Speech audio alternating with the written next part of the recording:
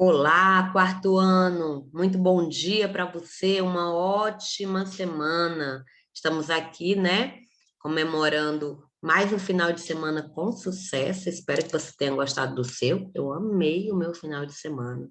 Descansei. E você? O que você fez nesse final de semana? Hein? Foi bom ou foi ruim? Foi bom? Todo mundo bem? Todo mundo com saúde? Então, ó, comemorar, comemorar. Como a gente comemora?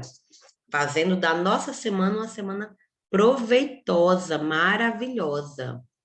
Então, essa semana nós vamos ter muitas coisas para aprender, né? Começando de hoje. Hoje nós vamos voltar àquele assunto da semana das provas, né, anterior às provas, que foram os sinais de pontuação. Então, para que você relembre, a tia vai colocar o mesmo assunto, tá? Teve gente aí que, como foi antes das provas, acabou já, tá meio esquecido e tal. Então, vamos relembrar. Nós, na semana das provas, na semana anterior às provas, nós estudamos a página 180 e 181, e fizemos a atividade das páginas 182 a 184. 3 páginas de atividade, né? Ficaram 2 para fazermos hoje, ok? Então, o assunto é o mesmo. Pegue seu livro de português e você vai abrir na página 180 novamente, aquela página que nós estudamos aquela semana lá, antes ou depois das provas, mas enfim, que já passou. Nós vamos estudar hoje, né? Pegou o livro de português, já abriu na página 180. Vamos lá, página 180.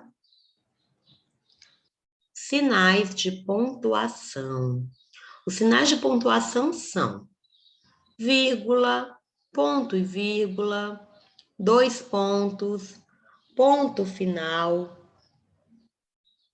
ponto de exclamação, ponto de interrogação, reticências, aspa e travessão. Aí nós vamos relembrar, porque nós já estudamos, né? Vamos relembrar o que significa cada um. Vamos lá. Primeiro, a vírgula. Deixa eu só marcar aqui. Pronto. Marcar. Vírgula é usada para indicar pausa na leitura. Lembra que eu falei semana passada? Indicar uma pausa breve, né? Exemplo. Então, você pode cumprir a promessa, minha filha? Olha como eu dei uma pausazinha, então. Você pode cumprir a promessa, minha filha? Separar nas datas, o nome do lugar. Exemplo, Recife, 16 de setembro de 2002. Olha onde depois do Recife, onde eu coloquei minha vírgula. Separar termos da mesma função. Exemplo, comprei laranjas, maçãs, peras e uvas. Eu usei, são todas frutas. Eu só separei o nome de cada uma com a vírgula. Ponto e vírgula. Para que é usado? É usado para indicar uma pausa mais forte cada vírgula. Exemplo, este menino é bom, mas é fraco. Aquele é forte, mas é mau. Certo? 2 pontos. Para que nós utilizamos os 2 pontos? São usados antes de uma citação. Exemplo, Dom Pedro gritou, independência ou morte. Olha aí, ó. Dom Pedro gritou, 2 pontos. Independência ou morte. Nas enumerações, exemplo, as flores de que mais gosto são, 2 pontos. Rosas, cravos e violetas. Nas explicações, exemplo, o uso de bebida alcoólica é um mal. Procure evitá-lo se quiser ter saúde. Olha onde é que foi utilizado os 2 pontos. E vamos agora para o ponto final. É usado para indicar o fim de uma frase. Exemplo, lá chegando, disse logo que era o correio mais rápido do reino e gostaria de provar sua capacidade ao rei. Ponto. Certo? Então, no final de uma frase, se usa o ponto final. Por isso ele é chamado de ponto final. Ok? Bom, ponto de interrogação é usado nas frases que contêm uma pergunta. Exemplo, vocês estão loucos? Não sabe o que tem atrás dessa porta? Uma pergunta. Então, quando tem uma pergunta, no final dessa pergunta tem um ponto de interrogação. Ponto de exclamação é usado nas frases exclamativas, isto é, que expressam sentimentos. Exemplo, ufa, quase derrubei a xícara de chá. Reticências são usados para indicar suspensão do pensamento. Exemplo, para a sorte de vocês, está vindo aí a dona da casa, que é boa e carinhosa. Mas se chegar o patrão, tá vendo a reticência? Mas se chegar o patrão, é algo que você continuou pensando, só não falou. Aspas são usadas no começo e no fim da palavra, ou citações, para chamar atenção sobre elas. Exemplo, ela respondeu com um eu prometo meio falso. Olha aí, ó. É uma citação, né? Para querer te chamar atenção para eu prometo. A palavra eu prometo. E travessão, gente, é usado em uma conversa ou em um diálogo, antes da fala de cada personagem. Então, antes de uma fala de alguém, quando a pessoa vai falar, tem um travessão. Felipe, o que você está fazendo? Estou consertando a bicicleta, mamãe. Então, são duas falas aí, uma do Felipe e uma da mamãe, né? Então, nas duas falas, antes da fala, tem o travessão.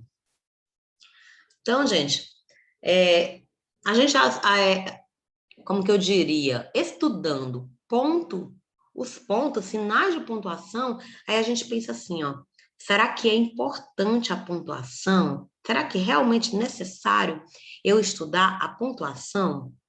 Será que isso faz tanta diferença assim na hora da minha leitura? Né? Faz. Você já viram aquelas pessoas que lê muito rápido, e que ninguém entende nada? Era uma vez, ninguém entende, ela não respira. Então, para quem escuta, é muito importante a pontuação, né? E será que numa escrita também é importante para quem escreve? É muito importante. Até porque sem os pontos, né, os sinais de pontuação, a vida seria muito mais complicada. E eu tenho um exemplo aqui, ó. Olhem para esse slide aqui, na sua frente, a herança e a pontuação. Um homem muito rico, mas muito rico mesmo. Tão rico, mas também muito sozinho. Ele não tinha filhos, né, para deixar sua herança, nem esposa, nem nada, né? Então, ele deixou um testamento. Mas, além dele ser muito rico, ele não gostava muito de seguir as regras. Ele gostava sempre de escrever sem ponto, sem vírgula, sem nada. Ele não gostava muito de respeitar regra nenhuma, inclusive as regras de pontuação, né? Os sinais de pontuação. Então, ele fez um testamento, uma frase do seu testamento, né? Onde ele tinha o desejo de deixar sua herança para alguém. Então, ele escreveu. Olha o que ele escreveu, gente. Deixo meus bens à minha irmã, não a meu sobrinho, jamais será paga a conta do padeiro, nada dou aos pobres. O único ponto que ele colocou foi o ponto final, ó. Olha aqui. Sem vírgula, sem... Ah, tia, mas dá para entender, será? Não deu para entender para quem que ele tinha deixado a herança. Você consegue identificar? Podia ter sido para a irmã, podia ter sido para o padeiro, para o sobrinho, para os pobres. Como ele não colocou pontuação nenhuma, cada um dos envolvidos na história resolveu ir lá e colocar a vírgula no lugar que quis. E aí, o que deu? Ó, Olha como que a irmã colocou. Colocou assim, ó. Deixo meus bens à minha irmã. Ponto. Observa aqui, ó, o ponto, ó. Deixo meus bens à minha irmã. Ponto. Ela botou um ponto bem aqui onde não tinha, ó. Não a meu sobrinho. Jamais será paga a conta do padeiro. Nada dou aos pobres. Olha aí, ó. Ela colocou vários pontos e esses pontos favoreciam a ela, ó. Deixo meus bens à minha irmã. Nada. Não ao meu sobrinho. Jamais será paga a conta do padeiro. E nada dou aos pobres. O sobrinho, né? Que não é bobo nem nada, foi lá e não é assim que ele queria pontuar, não. Ele queria pontuar de outro jeito. Olha como que o sobrinho pontuou. Deixo meus bens à minha irmã? Olha o ponto de interrogação. Deixo meus bens à minha irmã? Não, ponto de exclamação. A meu sobrinho? Ah, não, peraí. Deixo meus bens à minha irmã? Não, a meu sobrinho. Jamais será paga a conta do padeiro. Nada dou aos pobres. Olha aí para quem que ia ficar a herança agora, ó. No caso dessa outra pontuação aqui, ó. Para quem? Para ele, para o sobrinho.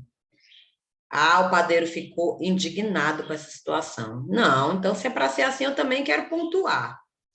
Apagou tudo que ele fez aqui, ó, e pontuou desse jeito, ó. Deixo meus bens à minha irmã? Não. A meu sobrinho? Jamais será paga a conta do padeiro e nada dou aos pobres. Claro que agora, depois dessa mudança aí na pontuação, o padeiro receberia a herança, o pagamento dele tão desejado. Mas e aí os pobres? Será que os pobres não tinham direito a opinar? Claro que tinha, né? Escolheu-se um dos pobres, um mais inteligente, e disse assim, ó, também quero pontuar. E pontuou desse jeito. Deixo meus bens à minha irmã? Não. A meu sobrinho? Jamais. Será paga a conta do padeiro? Nada. Dou aos pobres. E aí, né? Cada um fez a interpretação que quis, de acordo com a pontuação que queria colocar, que favorecesse a cada envolvido aí nessa história, né? Olha a importância de se pontuar. Olha aí onde que está a importância da pontuação. Vocês viram aí quão importante é a pontuação? É, gente. É isso aí, é muito importante, né?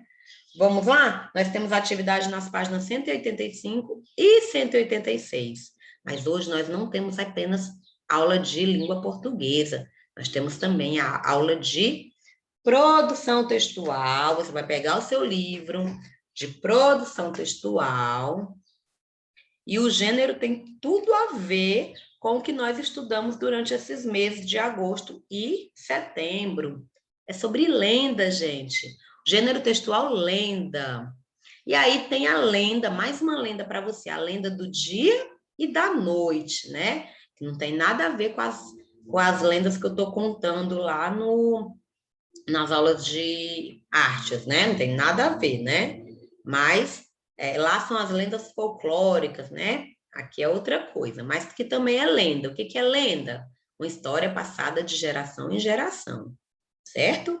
Que nem sempre é verdade, né? Vamos lá, vamos ver como é que é essa lenda aqui, ó.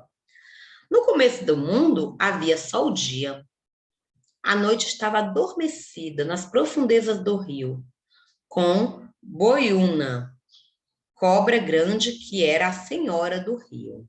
Então, a noite estava lá quietinha, guardada, adormecida, lá com a Boiúna, que é a senhora do rio.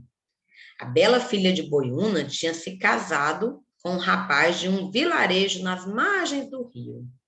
Seu marido, um jovem muito bonito, não entendia por que ela não queria estar com ele. A filha de Boiúna sempre dizia: é porque ainda não é noite. Mas não existe noite, somente dia, ele respondia. Até que um dia a moça lhe disse para buscar a noite na casa de sua mãe, Boiúna.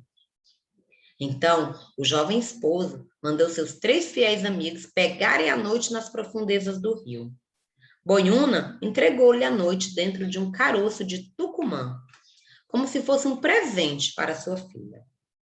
Os 3 amigos estavam carregando o Tucumã quando começou a ouvir o barulho de sapinhos e grilos que cantam à noite. Curiosos, resolveram abrir o Tucumã para ver que barulho era aquele. Ao abri-lo, a noite soltou-se e tomou conta de tudo. De repente, escureceu. A moça, em sua casa, percebeu o que os 3 amigos tinham feito. Então decidiu separar a noite do dia, para que esses não se misturassem. Pegou 2 fios, enrolou o primeiro, pintou de branco e disse: Tu serás o Jubim e cantarás sempre que amanhã vier raiando. Dizendo isso, soltou o fio, que se transformou em um pássaro e saiu voando. Depois pegou outro fio, enrolou, jogou as cinzas da fogueira nele e disse: Tu serás a coruja e cantarás sempre que a noite chegar. Dizendo isso, soltou o pássaro e saiu voando. Então, todos os pássaros cantam ao seu tempo, e o dia passou a ter 2 períodos, manhã e noite. Olha aí, é a lenda do dia e da noite. Lendas, o que são lendas? São histórias que combinam acontecimentos reais e históricos com situações criadas pela imaginação para explicar o surgimento da humanidade e os fenômenos da natureza. As lendas possuem tradição oral, ou seja, são criadas e transmitidas de uma geração a outra por meio da contação, por meio de que alguém contou a história. Por isso, sempre são modificadas à medida que são contadas. Elas fazem parte da cultura de todos os povos, tá? Então, lenda é isso, né? Uma história contada de geração em geração. Como é uma contação oral, um conta, né, falando, geralmente as pessoas dão uma mudadinha, né? É igual o telefone sem fio. Quando a gente vai ver, chega lá no final do telefone sem fio, a história mudou, né? Então a história também muda, a lenda muda, porque é uma tradição oral. Além das lendas tradicionais, existem as lendas urbanas. São histórias fictícias e com apelo sensacionalista, a fim de chocar quem ouve, divulgadas também oralmente por meio de redes sociais. Muitas das lendas urbanas tendem ao terror e ao fantástico, como a loira do banheiro, a perna cabeluda e o lobisomem. Então, o que são as lendas urbanas? São histórias contadas, são lendas contadas para assustar quem escuta. Por exemplo, quando eu era pequena, quando eu era criança, eu tinha muito medo lá no banheiro da escola de ir ao banheiro quando ninguém estivesse no banheiro, porque as pessoas sempre falavam que tinha a loira do banheiro. Hoje em dia eu não tenho mais medo das loiras. Já percebi que somos inofensivas, né? Mas nesse tempo eu tinha muito medo de ir no banheiro por conta da loira do banheiro. Enfim, né? Essas são as lendas urbanas que são feitas para assustar as pessoas, né? E também temos outras lendas, né? As lendas folclóricas, né? As lendas de todos os tipos aí, né? Meus amores, nós temos atividades nas páginas 32 e 33. Atividade simples, certo? Não tem muita coisa não, tá? Atividade bem bacaninha para você, tá certo? Então, relembrando, na aula de língua portuguesa, sinais de pontuação, que é a continuação da semana passada aí, páginas 185 e 186, 2 páginas. E nós temos, na produção textual, o gênero lendas, nós temos também 2 páginas, 32 e 33. Lembrando que hoje ainda temos artes, e na aula de artes será explicado para você o trabalho referente ao 3º bimestre, tá? Valendo nota de artes para o 3º bimestre. Então, não deixe de assistir a próxima aula, que é a aula de artes, ok? Grande beijo, vou ficando por aqui. Até amanhã, se Deus quiser. Beijo, beijo, mamãe, beijo, papai. Obrigada pela colaboração que vocês me dão. Tchau, meus amores, até lá.